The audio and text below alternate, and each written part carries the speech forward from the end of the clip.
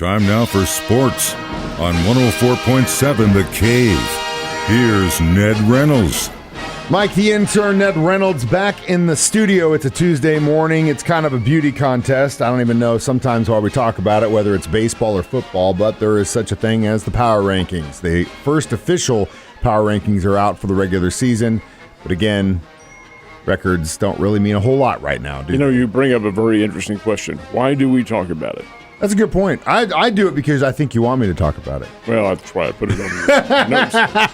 The real reason I'm just doing what the old man wants me to. The real reason is there's nothing else to talk about. Yeah, well, and that's kind of, it's interesting because a buddy of mine, he likes to throw around the chocolate chips a little bit when it comes to gambling, but right now it's such a lull. I mean, you don't really, the only thing you can do is like futures in football. You could do a little bit of college football stuff for that, but it's kind of a lull right now. NBA playoffs. Well, yeah, but in the very immediate future right now, it's kind of in a sense, it's certainly not as impacting as it is in football, where you have something going on practically every day, and baseball. If you really feel like you want to put chocolate chips on baseball games, which I think is folly, but be that as it may, hey, real quick, have you ever put any? Because we just had the Masters, and that got me thinking. Did you ever put any money on golf? You know who I picked? Who? John Rahm. You did. Mm-hmm. But did I put any chocolate chips on him?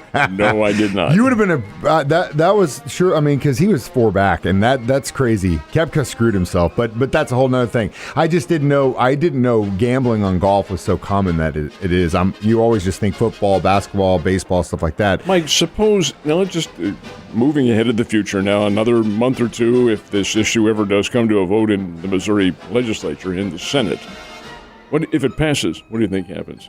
We get a lot of tax money, dude. Big time. No. Over and above that. How about your audience and your people involved? I'll tell you, it will skyrocket. Absolutely skyrocket in Missouri if it's made legal. People won't go to Kansas. They won't go to Arkansas. They won't go where it is legal. They'll stay right here where it's legal. And I think that's very, very important in terms of tax money, which is supposedly directed toward education. You can't beat that. No, and the teachers need every penny they can get. So back to track. What about the Power Rankings in baseball? Again, it's like National Football League. Yeah. They don't really mean a thing. It's an indication of how teams are doing. And in Major League Baseball, it's an indication of how you started the season. And there's no team in Major League Baseball that has started the season any better than the Tampa Bay Rays. They have opened the season with 10 straight victories. First time since 1987 that a team has gone 10-0 to start it out. Hey, this team, they fly under the radar every year.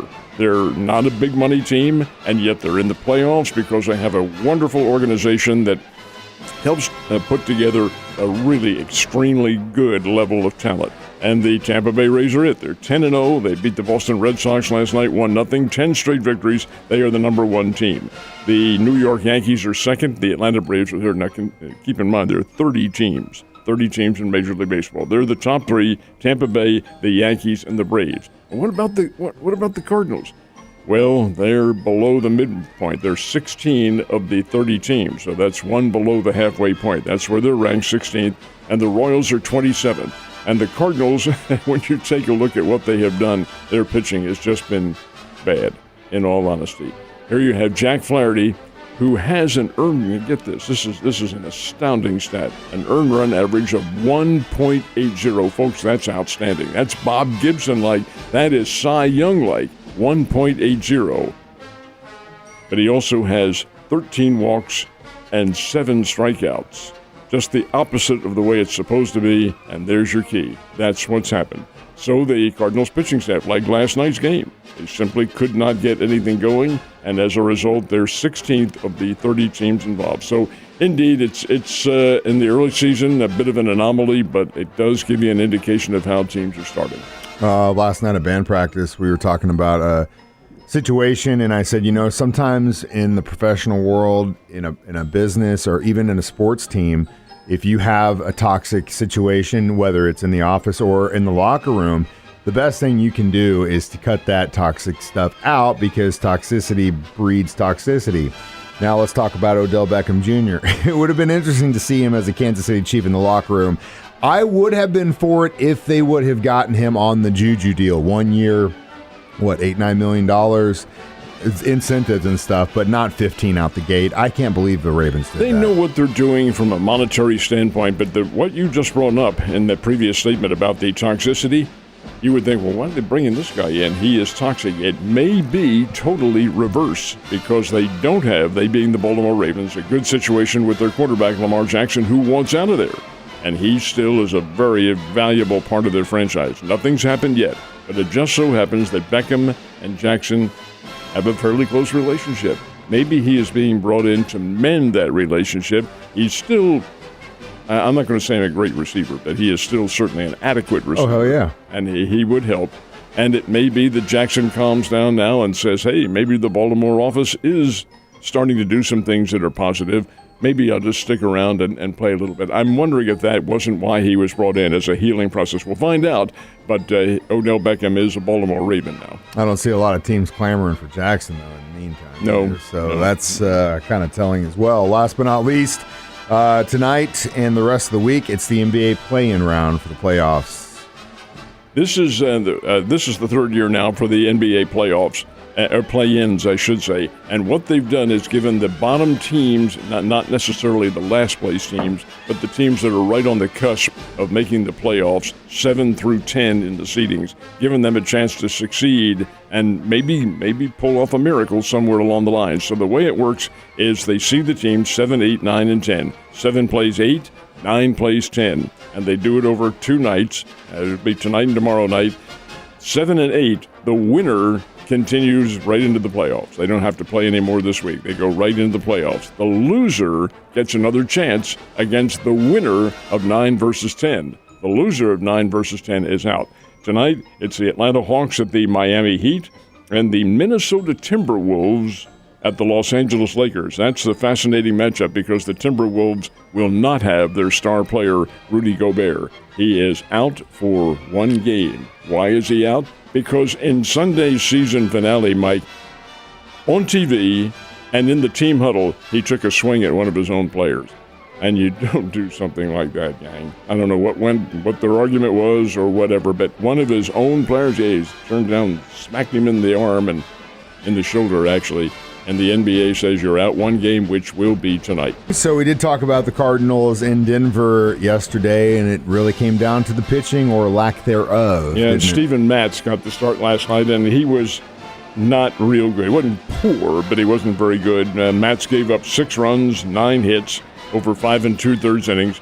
Colorado is really just a ho-hum team. They're not very good. They beat the Cardinals last night 7-4, and they did it with really solid hitting. Their starting pitcher, Germán Marquez, only went 5 innings, and he held the Cardinals to only 3 hits, but he was also injured and had to leave the game. So as a result, Colorado had to rely on their 13 hits, and they won 7-4. Paul Goldschmidt did have a couple of hits for the Cardinals. Jordan Walker continued his hitting streak. It's now at 10 in a row. But the Cardinals offense simply just couldn't come together. They only had 6 hits last night and a 7-4 win for the Colorado Rockies. Not the way to continue that 3-game series, which continues tonight at a Coors Field. But hey, it is what it is. Cardinals are 3-7. Start rallying now and get better. Same thing with the Royals, man. You know? Same thing with the Royals. They just simply can't seem to get a level of consistency, and therein lies the problem. Played the Texas Rangers last night. That's their training camp partner. And the Texas Rangers win it by a score of 11-2. Now, Zach Greinke got the start for the Royals last night and did pitch pretty well. He left the game after 5 innings, gave up 3 runs, 6 hits. All right, that's certainly commendable. You're still in the ball game. But in comes a former Missouri State Bear in relief, Dylan Coleman, and he simply couldn't find the plate.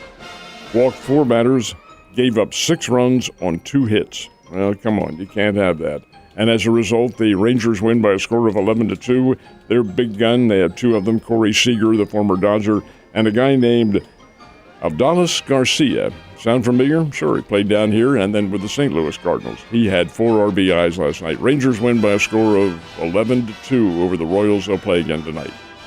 Last but not least, tonight's game at Hammons Field should be a classic. So get out there. It's going to be gorgeous, man. If it's anything like yesterday, perfect day for baseball. Should be, and that's really good news for both teams. It's the Bears versus the Tigers, Missouri State versus Mizzou, and it's always a lot of fun because it's one of the very rare times in the course of an athletic season that the two schools get together. Why that's the case, I don't know. They're both Division I, but for whatever reason, it doesn't happen. Does twice in baseball. They play tonight, and they play again a week from tonight in Columbia.